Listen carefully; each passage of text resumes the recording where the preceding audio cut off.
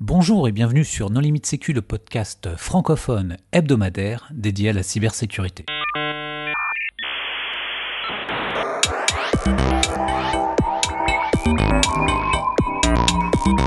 Alors aujourd'hui, nous allons parler de chiffrement de mail. Et pour discuter de ce sujet, les contributeurs Non Limite Sécu sont Nicolas Ruff. Bonjour. Christophe Renard. Bonjour. Vladimir Collat. Bonjour. Et Hervé Schauer. Bonjour. Alors Christophe, on entend dire que le chiffrement des emails, c'est complètement terminé. Est-ce que c'est le cas ? Ah non, c'est pas du tout terminé.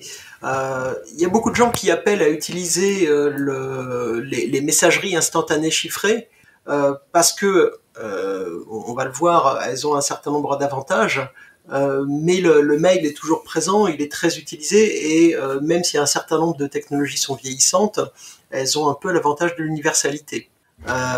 D'abord, il y a une forme de chiffrement de mail qui est utilisée partout. Aujourd'hui, la plupart des mails, ils sont transportés sur TLS, donc ils sont chiffrés. Mais surtout, ce dont on parle, c'est le chiffrement de bout en bout. Alors, en fait, l'avantage des messageries instantanées sur la messagerie traditionnelle mail SMTP, à mon sens, c'est pas tant les propriétés de sécurité de bout en bout, parce qu'elles sont discutables. Par exemple, sur Telegram, je suis pas sûr que les discussions de groupe soient chiffrées. C'est plutôt la capacité d'avoir des messages qui expirent. Et ça, c'est quand même une sécurité ultime. Non, la meilleure donnée, c'est celle qu'on n'a pas. Enfin, sauf que l'expiration est gérée par l'application, et l'application, tu peux facilement la contourner pour justement qu'il n'y ait plus d'expiration. Il y avait le problème avec Snapchat à une époque. Oui, mais toi, en tant qu'utilisateur, tu vas pas saboter ta propre application si tu as justement envie d'avoir de la confidentialité. Tu vas laisser les messages expirer tranquillement parce que tu n'as pas envie que ton historique puisse être recherché. Mais la personne Alors, avec c'est qui ton tu premier échanges, modèle d'attaque, hein, c'est le correspondant félon. S'il y a quelqu'un qui a une version modifiée de l'application ou qui copie les messages au fur et à mesure, l'effacement te protège pas. En fait, l'effacement te protège, automatisé, te protège de la saisie par un tiers des données sur un poste terminal. Est-ce qu'il y a un modèle de menace qui résiste au correspondant félon ? Est-ce que tu connais une implémentation logicielle où si la personne en face a envie de faire fuiter l'information, il va pas y arriver ? Non, il n'y en a pas. Ok, donc de toute façon... Il n'y en a pas, parce que par essence, enfin, c'est ce qu'essayent de faire tous les DRM, hein. C'est limiter l'usage que tu fais d'un contenu, mais rien ne t'empêche de prendre une photo de l'écran, un enregistrement de la vidéo, enfin, tout le monde le sait. Donc ce modèle de menace-là, il faut en tenir compte, mais effectivement, si tu as un correspondant dans l'échange qui est fait long, enfin qui t'en veut, ou qui est très imprudent, en fait, la fuite de données, elle surviendra. Mais surtout, le modèle de menace du chiffrement de bout en bout, c'est l'attaque sur le prestataire. C'est-à-dire, c'est le prestataire qui, pour une raison ou une autre, il peut être piraté, il peut collaborer avec une nation ou une autre, ou il peut avoir des intérêts propres, veut attenter au secret de ta correspondance. Et aujourd'hui, on a des fois plus l'impression que les promesses du chiffrement de bout en bout sont là pour rassurer en termes de conformité que réellement adresser cette menace. Mais j'ai pas compris quel prestataire. Celui qui assure le transport de ton message. Alors si tu fais du mail, ça veut dire tous les opérateurs de serveurs mail que tu vas traverser. Si tu fais de la messagerie instantanée, ça veut dire l'opérateur du service. Et si c'est du Jabber ou quelque chose fédéré, ça veut dire tous les serveurs que tu vas traverser. Oui, c'est vrai que si ton serveur de messagerie... Alors moi, évidemment, j'ai mon propre serveur de messagerie, mais si ton serveur de messagerie, c'est Google ou Microsoft... tu t'inquiètes que Google ou Microsoft écoutent ta correspondance, c'est ça ? C'est ça, mais d'ailleurs, Hervé, vous correspondez pas tout seul, donc même si vous opérez votre propre serveur mail, les parties avec lesquelles vous échangez, elles les émettent sur un premier serveur, et il y a d'assez bonnes chances que ça transite par d'autres en chemin. En effet, et malheureusement, et quand je leur explique que si, ils peuvent m'envoyer,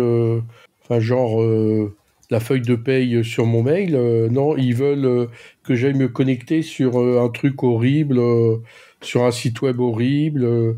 Enfin bon, c'est juste quand on peut faire simple, pourquoi faire compliqué ? Et c'est vrai que la plupart des gens, cela dit, honnêtement, moi il y a une époque où je recevais et j'envoyais des messages chiffrés dans la messagerie. Je reconnais que j'ai plus une activité qui le justifie aujourd'hui. Et moi, j'ai l'impression qu'on voit de moins en moins de SMIME ou de PGP, quoi. Alors ouais, déjà, est-ce qu'il y a eu des tentatives de faire en sorte que les communications par email soient chiffrées, et est-ce que ça a été un succès ? Alors, il y en a beaucoup, et la mesure du succès est relative. Le premier logiciel largement utilisé, en particulier dans les communautés libres, ça a été PGP, puis l'implémentation GNU GPG. Le principal problème, c'est que ça a été conçu à une époque où la cryptographie du monde public non gouvernemental était émergente et qu'il y a un certain nombre de choix techniques qui ont été faits à l'époque, puis qui ont été mises dans le standard OpenPGP, qui est un standard IETF, qui sont aujourd'hui assez discutables. En particulier, les choix des algorithmes, mais aussi le format du contenu qui était prévu pour être streamable. Enfin, il y aurait eu besoin d'une grosse révision de ce standard, mais aujourd'hui, c'est implémenté. Il y a des clients pour beaucoup de logiciels. À vrai dire, le principal client pour Outlook, donc le client mail de Microsoft, il est supporté par des travaux de développeurs allemands qui sont financés par le BSI, donc l'homologue allemand de l'ANSI. Et là où il y avait une idée au départ d'avoir un système communautaire de garantie d'identité, aujourd'hui PGP est surtout utilisé pour de la gestion dans des groupes de personnes qui se connaissent directement. Donc là aussi, il faudra en parler, mais la question de comment on gère les identités dès qu'on fait du chiffrement, c'est vraiment le point compliqué. Chiffrer, c'est facile, enfin c'est relativement facile aujourd'hui.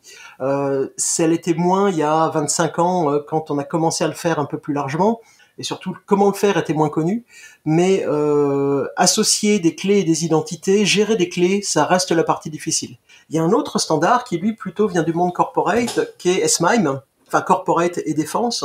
Et SMIME, c'est l'idée d'utiliser des certificats X509, donc les mêmes certificats, enfin les mêmes technologies de certificats que pour les serveurs web.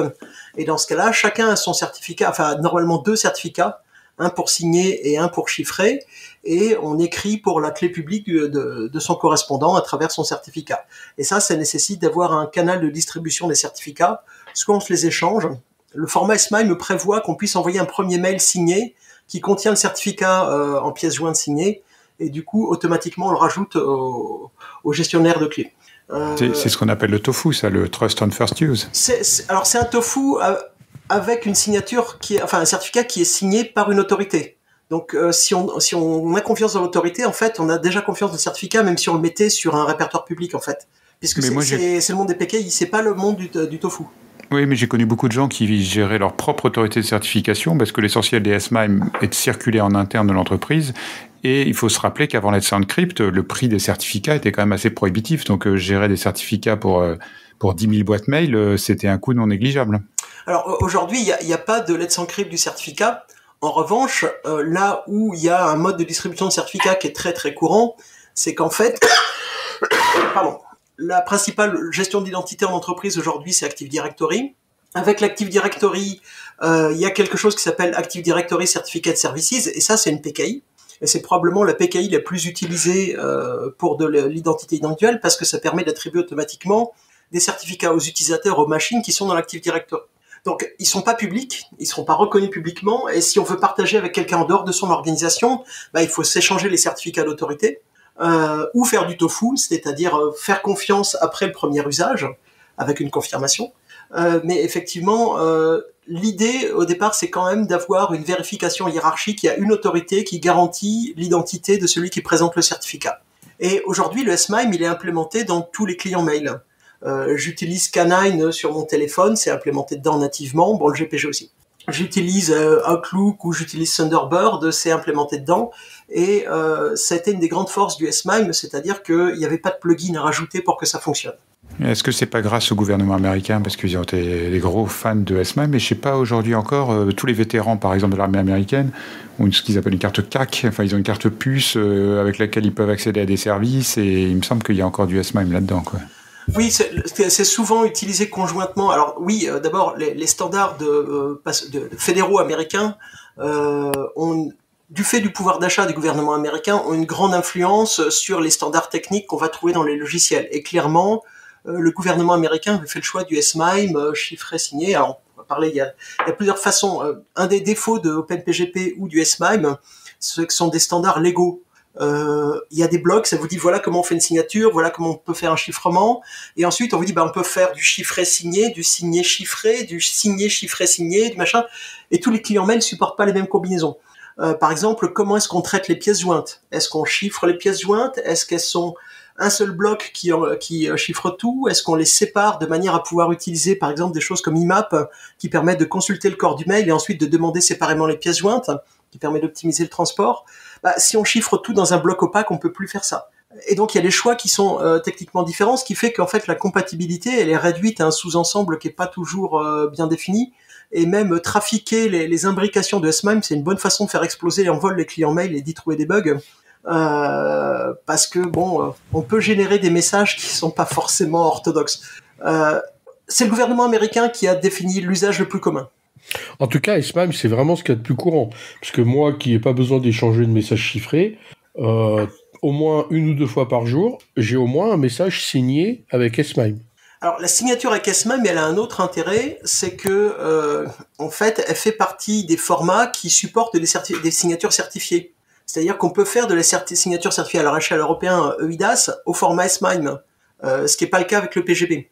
Donc, si vous faites de la signature électronique à une valeur juste indicative, enfin, de sécurité pour vos partenaires, les gens qui vous échangez, et que ils veulent juste vérifier l'authenticité, il n'y a pas de problème. Par contre, si vous faites de la signature électronique pour engager un contrat, par exemple, ou engager une responsabilité, dans ce cas-là, ça peut être intéressant, effectivement, d'utiliser SMIME avec des certificats qualifiés, auquel cas, on a un document probant. Est-ce que toute la complexité technique que tu viens de décrire, c'est pas justement le problème du mail et qui fait qu'aujourd'hui, les messageries instantanées, alors moi je peux te parler de Signal, fonctionnent super bien et quitte à remplacer le mail parce que il y a à la fois le côté fédération des identités, des certificats, des clés, etc. qui finalement n'existent pas vraiment pour tout ce que vous venez de citer, enfin tout ce que tu viens de citer, et l'autre partie de la complexité des choix, c'est-à-dire que tu as tellement de possibilités, il faut choisir ce que tu vas chiffrer, signer, etc. Alors que aujourd'hui tu as des solutions qui sont centralisées, comme Signal par exemple, ou Telegram, mais bon, Telegram c'est un peu différent, où en fait ces choix sont faits pour toi, donc finalement tu n'as pas grand-chose à faire, il n'y a pas de complexité, ça marche tout seul, et ça assure quand même un chiffrement de bout en bout assez fiable. Alors je pense que ce que tu dis est vrai pour PGP, probablement pas pour SMIME. PGP, enfin les clients PGP ont longtemps souffert d'une grande complexité, beaucoup de paramètres de configuration avec des noms pas évidents, enfin des termes. Fallait suivre le standard pour savoir est-ce que j'utilise du inline, pas du headline, du OpenPGP MIME ou pas, enfin du PGP MIME ou pas. C'est moins vrai du SMIME qui est complètement intégré dans un client mail où en fait on peut quasiment pas le configurer. En revanche, là où il y a un frein, tu l'as bien pointé, c'est sur la gestion d'identité. C'est-à-dire qu'à partir du moment où on est enrôlé dans une messagerie instantanée, on a une identité. Et on peut associer les clés cryptographiques à cette identité. Alors, il y a eu beaucoup de discussions sur la maturité de la création d'identité dans les messageries instantanées, parce qu'aujourd'hui, dans la plupart des cas, c'est un numéro de téléphone qui sert de clé d'identité au départ, et d'identifiant, et auquel on va associer ensuite des clés. Et des fois, la garantie sur l'authenticité du numéro de téléphone peut poser problème. Mais globalement, une fois qu'on a créé une identité, c'est la pérennité de la propriété des clés.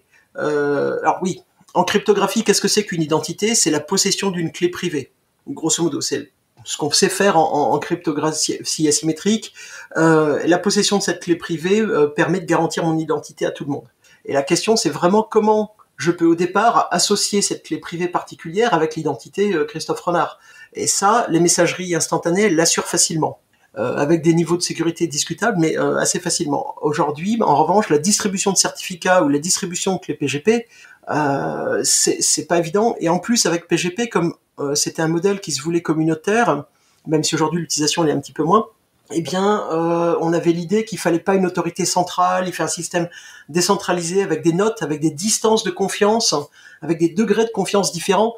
Et honnêtement, quoi savoir faire d'un mail signé avec une confiance moyenne de quelqu'un sur lequel on a une distance de 2 hops. Voilà, il faut être un crypto-anarchiste pour avoir envie de se taper ça, quoi. Bon, moi, je suis pas tout à fait d'accord, parce qu'à l'époque où j'utilisais PGP, si ça pouvait arriver, c'était pour gérer des incidents de sécurité, et ça marchait très très très bien. Donc directement sans configuration complexe. L'immense majorité de mes correspondants, bon, évidemment, ils étaient dans mon anneau, je les connaissais. C'était l'époque où on était honorable correspondant et on échangeait en PGP avant même que ce soit autorisé. À l'époque où c'était encore une arme de guerre. Voilà, les vieux apprécieront. Donc, Non, moi je trouve que, en tout cas à l'époque, PGP puis GPG, ça marchait bien. Enfin, c'était peut-être légal, tu avais peut-être des clés bridées à 40 bits dans ton GPG français. Oui, alors dans mes logiciels libres, il n'y a pas de bridage, mais bon. J'ai pas audité le code. De façon générale, de toute façon, le problème c'est pas que GPG marche pas, PGP marche pas, PGP marche très bien. Et d'ailleurs aujourd'hui il y a une communauté qui est basée sur l'échange de clés PGP, c'est la communauté des CERT. Elle est, si vous allez sur le site du First, eh ben ils sont distributeurs de confiance des clés publiques des CERT, de tous les CERT du monde, et les CERT entre eux se contresignent chacun leur clé. Et en fait quand on récupère une clé de CERT, elle a été signée par pas mal de ses pairs. Ben oui, en fait, ou presque la totalité. C'est le milieu historique qui, depuis 30 ans, utilise PGP. Oui, mais là, tu parles comme une communauté de gens qui sont experts du domaine, qui savent manipuler ce genre d'outils. Donc, effectivement, c'est compréhensible. Mais si tu élargis un petit peu, tout le monde a pas. Oui, mais enfin, c'est intégré. Maintenant, c'est intégré dans les. On n'est plus à l'époque où, enfin, moi je suis toujours avec Mutt, hein, mais on n'est plus à l'époque de Mutt, donc c'est intégré dans les outils des geeks récents. Avec Keybase, par exemple, qui permet de faire un réseau social basé sur tes clés PGP. Alors, Keybase veut utiliser ses propres protocoles, il n'utilise pas du OpenPGP. Par contre, effectivement, la question c'est comment tu entres dans une communauté pour échanger ce genre de choses, et souvent c'est l'appartenance à la communauté où les gens utilisent déjà PGP qui va déterminer, qui va utiliser la technologie que tu vas utiliser en fait. Et donc si les CERT n'utilisent pas Signal, c'est parce que Signal n'existait pas à l'époque où ils ont commencé sans doute. Oui, mais c'est aussi l'idée de communauté, c'est que c'est vrai que les gens se rencontrent une fois, et une fois qu'ils se sont rencontrés, ils se sont échangés les clés en face à face. C'est le même phénomène aujourd'hui avec ceux qui utilisent Olvid. Olvid est moins connu que Signal, mais Olvid, c'est encore plus sûr parce que il y a pas les problèmes d'entête, etc. Donc et Olvid, pour que ça marche simplement, il faut se voir en vrai une première fois. Échanger les clés, enfin c'est vite fait, c'est des QR codes, et hop, c'est bon. Mais alors, juste... PGP, il y a eu aussi des problèmes insurmontables qui ont été découverts. Par exemple, le fait d'avoir cette compatibilité ascendante permanente. Aujourd'hui, de MD5 ou SHA-1, tu es obligé de les supporter côté client pour le lire des anciens messages.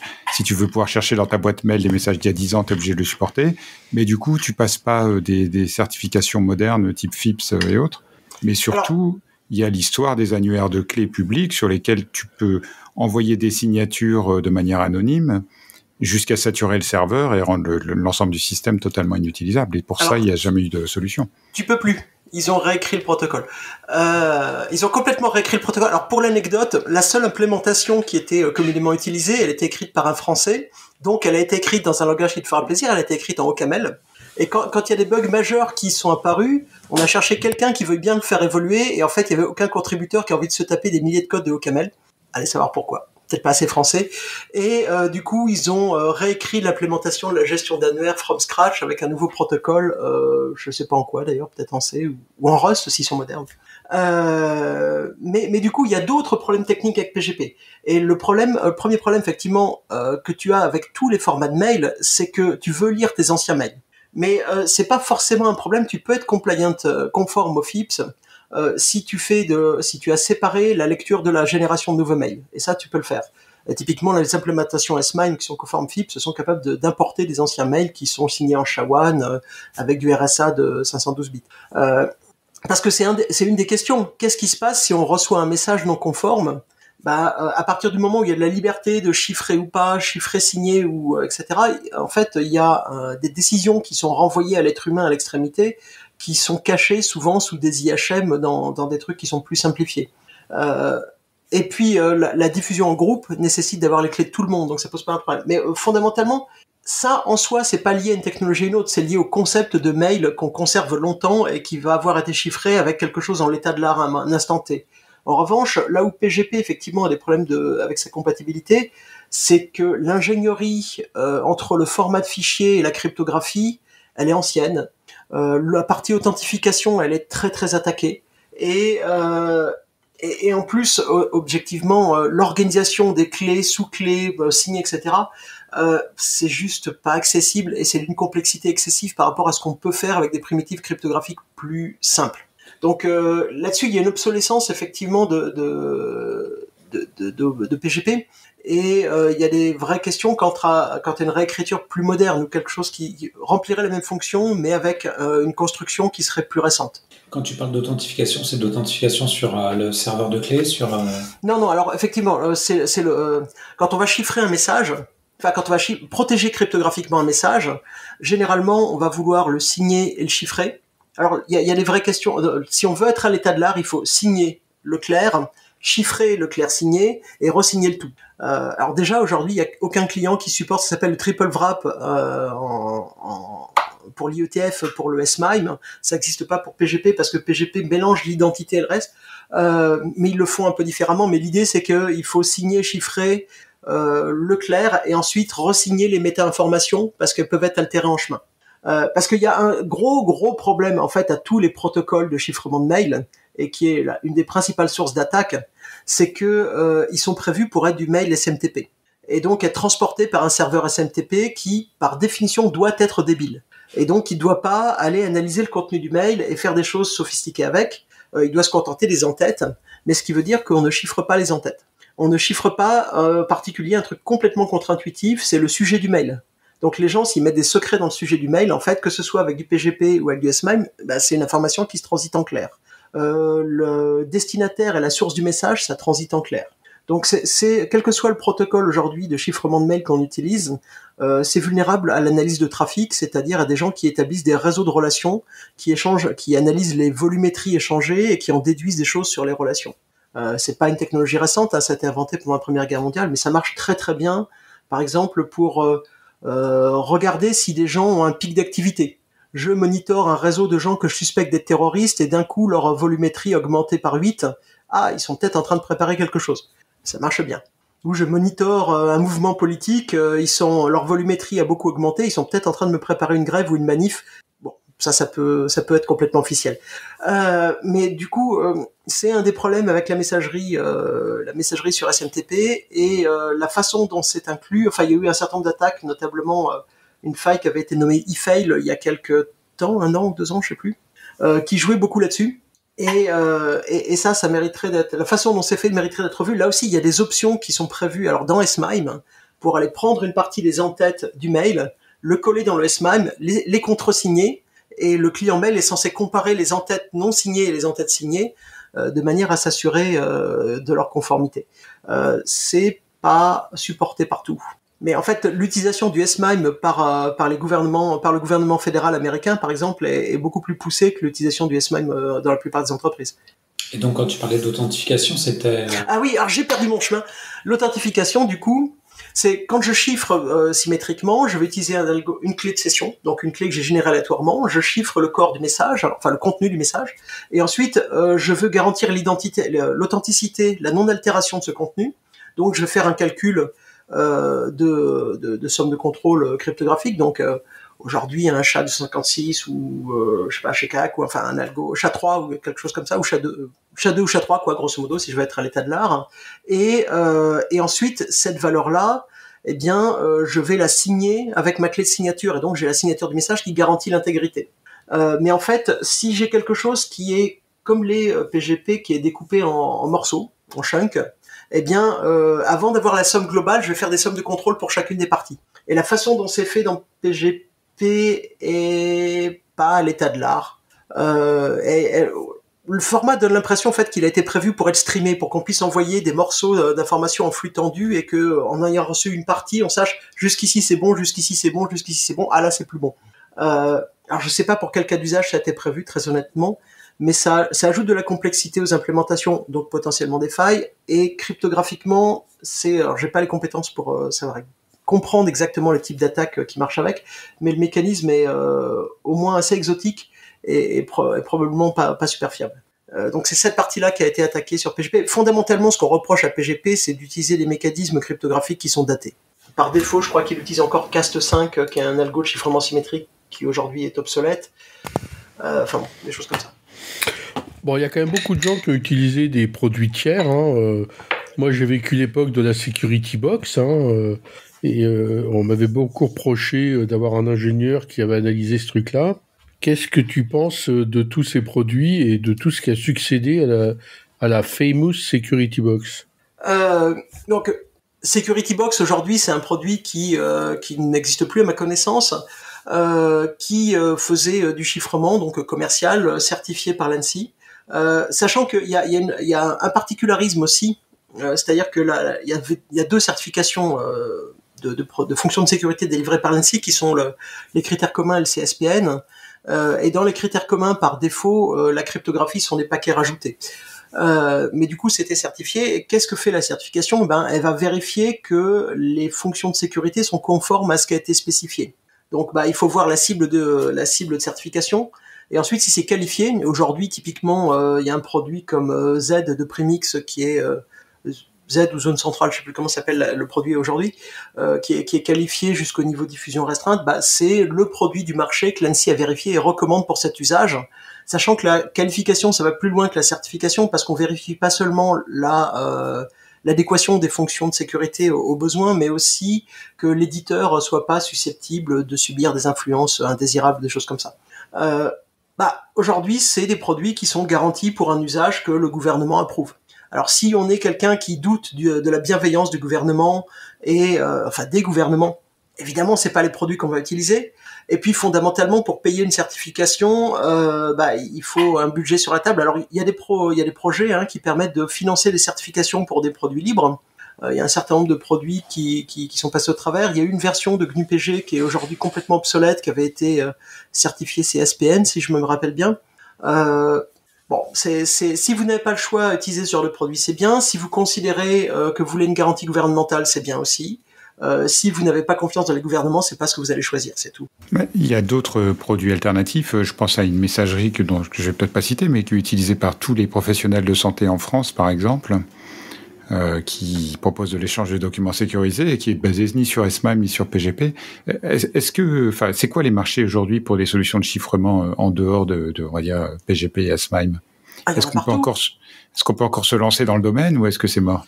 Alors, il me semble que Google s'est mis à vendre le chiffrement de bout en bout pour sa messagerie depuis peu. Que c'est quelque chose qui a fait le succès de ProtonMail, que dans beaucoup de cadres professionnels, c'est des choses qui sont des garanties. En particulier, quand l'opérateur concentre beaucoup d'informations, chiffrer de bout en bout, c'est quand même quelque chose qui est rassurant. Alors contre sa bonne volonté ou les accès de tiers à ces infrastructures, mais aussi contre le piratage. Maintenant, il y a plusieurs problèmes, en particulier pour tout ce qui est qu'est-ce qui garantit que le traitement qui est fait sur ma donnée et sur mes clés est correct? C'est l'intégrité du logiciel, c'est l'intégrité du code qui va faire le chiffrement, le déchiffrement, qui va manipuler les clés. Il y avait un exemple à la fin des années 90 qui était Hushmail. Hushmail, c'était des Canadiens. Et Hushmail, il vous garantissait que vos messages étaient intouchables par qui que ce soit, puisque en fait, il vous faisait télécharger un client Java. Le client Java, c'est exécuté en applet pour ceux qui sont assez vieux pour s'en souvenir. C'était un mode d'exécution assez horrible Java dans le navigateur. Et vous aviez un client mail qui faisait du PGP écrit en Java. Le jour où ça a été utilisé par des narcotrafiquants américains et canadiens, le FBI a demandé la collaboration de la police montée canadienne qui a obtenu une requête judiciaire et Hushmail a été amené à pousser une version piégée du code Java. Et comme le code Java était téléchargé à chaque consultation, tôt ou tard, les trafiquants qui étaient concernés ont téléchargé la version piégée et ont exécuté une version déchiffrée. Qui gardait une copie des clés et donc qui l'envoyait à la police montée canadienne qui elle-même a transféré les messages ensuite déchiffrés au FBI. Aujourd'hui, qu'est-ce qui garantit le code? Si c'est dans un navigateur, c'est le rafraîchissement de la page. Alors il y a des astuces, on peut pousser les codes avec de l'authenticité, on peut limiter les copies d'informations locales de manière à ce qu'elles ne soient pas retransférées, mais on peut déchiffrer localement et retransférer le clair. Mais en fait, je fais confiance au code JavaScript qui m'est envoyé par l'éditeur du produit. Et celui-là, il est rafraîchi, si ce n'est à chaque fois que je consulte, en tout cas, il pourrait être rafraîchi à chaque fois que je consulte la page. Si je suis sur un téléphone portable, je fais confiance au store qui me pousse des mises à jour, et je vais avoir le choix soit j'ai confiance dans la version initiale du produit que j'ai utilisé pour faire mon chiffrement, mon client mail en fait, et je le mets jamais à jour. Mais dans ce cas-là, s'il y a des vulnérabilités, il est exploitable. Soit je préfère couvrir les vulnérabilités, je fais à peu près comme tout le monde, je mets les mises à jour, et dans ce cas-là, je suis vulnérable au fait que le store puisse être contraint légalement à me pousser une version piégée de l'application. En fait, tant que j'ai pas un client lourd que j'ai acquis d'une façon non traçable et installé personnellement sur mon équipement, j'ai un problème parce que l'outil qui manipule mes clés peut être à la merci de mon attaquant. Et quand je dis les autorités, ça peut être évidemment... Alors, évidemment, quand on pense autorité, on pense les Américains ou la justice française ou ce qu'on veut. Mais si la plateforme que j'utilise est chinoise, elles ont peut-être pas les mêmes valeurs que moi. Si on a des cas, comme ça a été le cas chez Twitter, de gens qui sont infiltrés, travaillant pour un État étranger, accédant à vos informations, bah c'est embêtant. Alors, ce que peut faire un attaquant au sein d'un GAFAM, j'espère que c'est très limité, mais en fait, j'ai pas de garantie.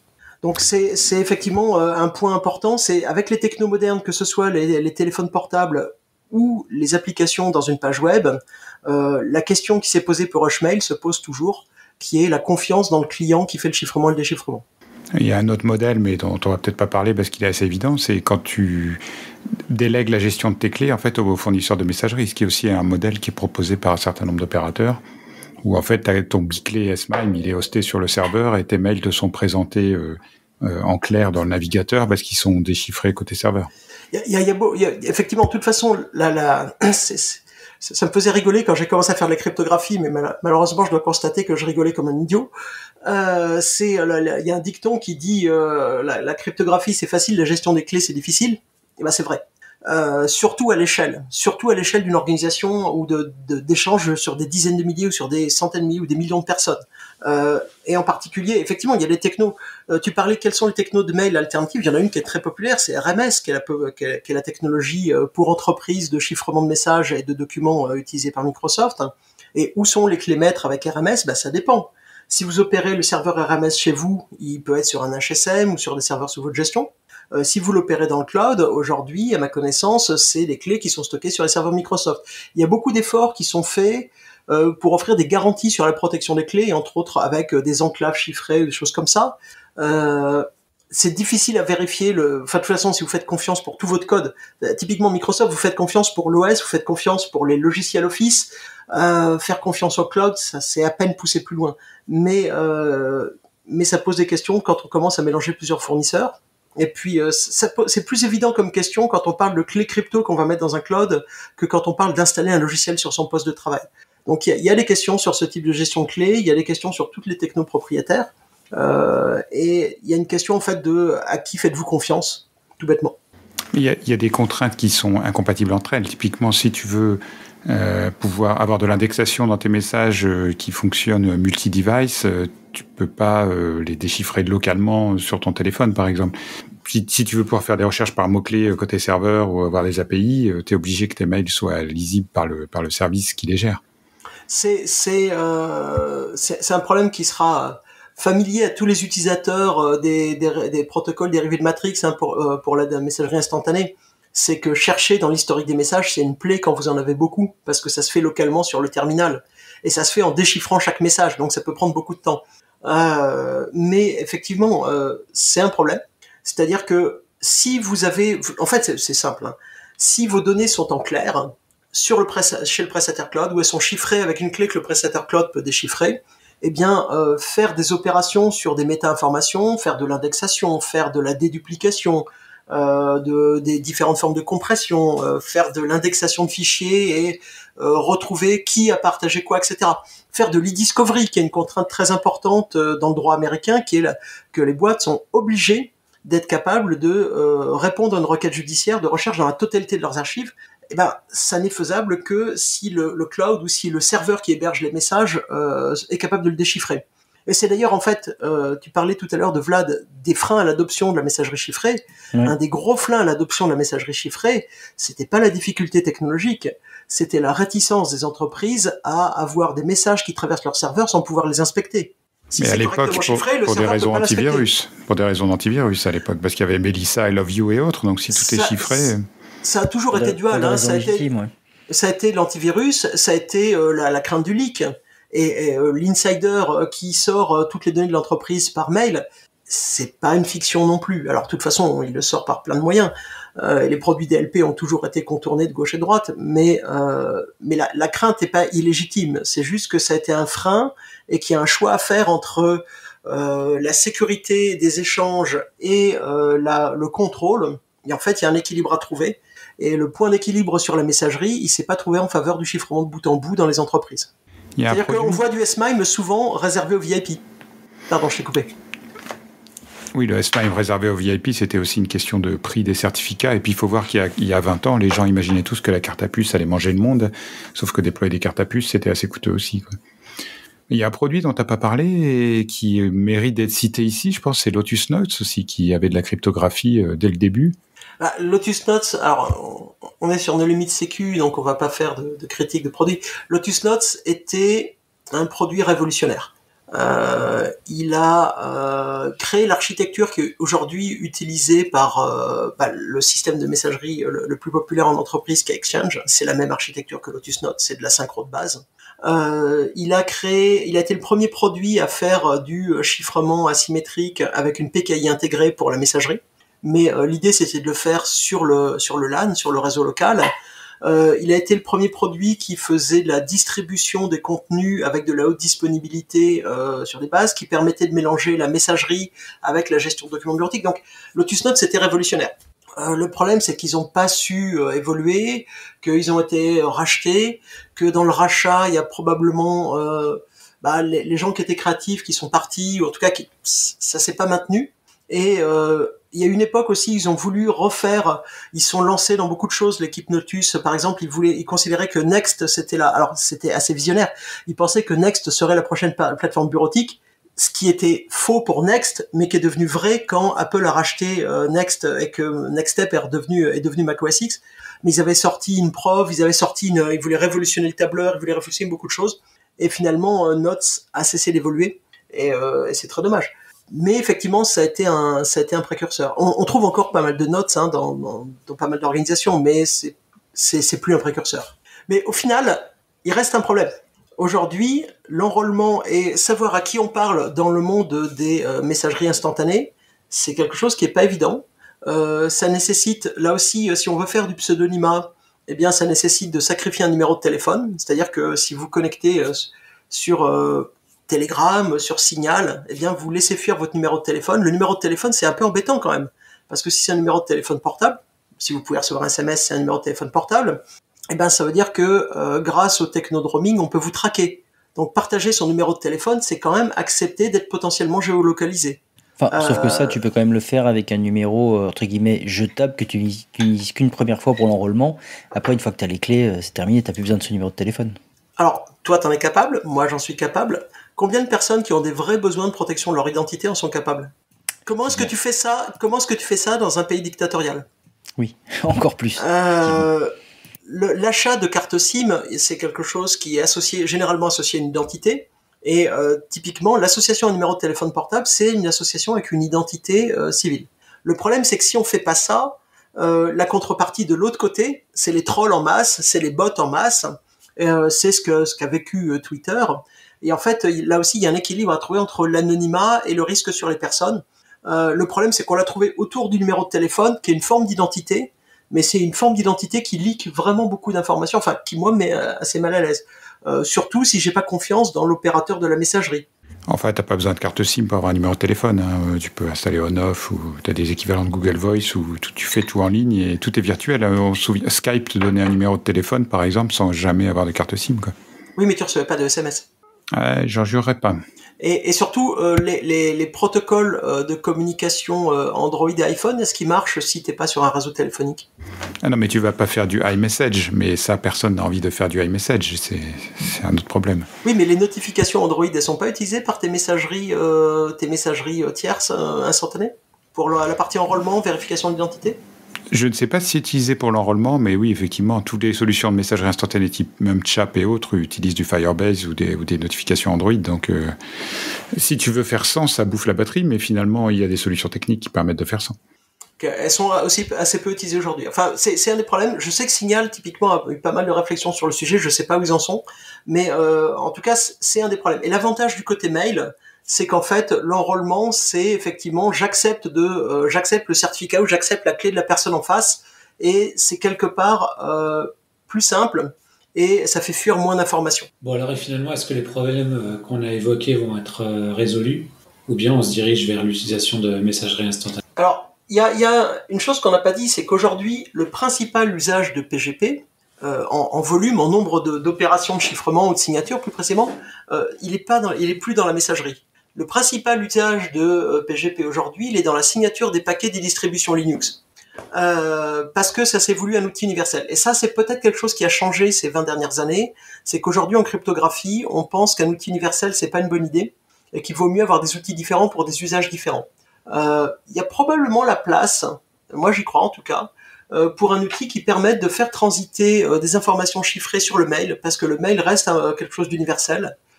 J'aimerais bien voir un PGP2 ou un remplacement de PGP. Aujourd'hui, il n'y en a pas, clairement. Il y a des solutions commerciales, on en a cité tout à l'heure, mais ça c'est quelque chose que j'aimerais bien voir. Sinon, clairement, les certificats identifiants qui sont utilisés pour de la messagerie à valeur légale, aujourd'hui, qui dit messagerie à valeur légale, qui dit cryptographie à valeur légale, réglementaire, c'est la cryptographie X509, c'est celle qui est utilisée dans SMIME, qui elle-même souffre d'ailleurs d'excès de complexité, qui fait que, le X509 c'est basé sur de la SN1, et la SN1 c'est quelque chose qui est très difficile à parser sans erreur. Bon, aujourd'hui, c'est celle qui domine en tout cas de tout ce qui est réglementaire, de tout ce qui est signature électronique, de tout ce qui est identité électronique. Donc, on va pas s'en débarrasser demain. Est-ce que le SMIME va survivre? Je sais pas, mais les technos du SMIME, elles sont partout. Quand on fait du chiffrement XML, quand on fait du chiffrement JSON, chiffrement aux signatures, eh bien en fait, on a transformé le SMIME dans du XML et du JSON, mais c'est exactement les structures du SMIME qu'on retrouve. Les noms des champs sont même les mêmes. Donc lui s'est transformé, s'est transmuté, mais il a contaminé tout l'écosystème. Toutes les normes de JSON encryption et de XML encryption sont du SMIME déguisé. Et d'ailleurs les champs aussi dans les PDF signés à valeur légale. Et puis pour GPG, je sais pas, on va voir ce que ça donne. Mais en tout cas, il y a des solutions aujourd'hui. Typiquement, OpenBSD a poussé un nouvel outil de signature de paquets qui n'est pas basé sur GPG, qui fait de la signature pure. Il y a des outils de transfert de fichiers comme Magic Wormhole qui font une crypto moderne et efficace et qui ne nécessitent pas d'identité pérenne. Il y a des outils de chiffrement comme Edge de Filippo Valrosa, Valsorda, pardon, désolé, pas écorcher le nom, qui est génial pour faire du chiffrement de fichiers, mais que pour le chiffrement et l'authentification de fichiers. Ce qui est probable, c'est qu'on cessera d'utiliser un seul outil pour tous les usages, et qu'aujourd'hui, il n'y a pas encore d'outil qui remplace dans le chiffrement par mail, mais j'espère en voir un. Merci Christophe. Bon, bien, chers auditeurs, nous espérons que cet épisode vous aura intéressé. Merci aux contributeurs et rendez-vous la semaine prochaine.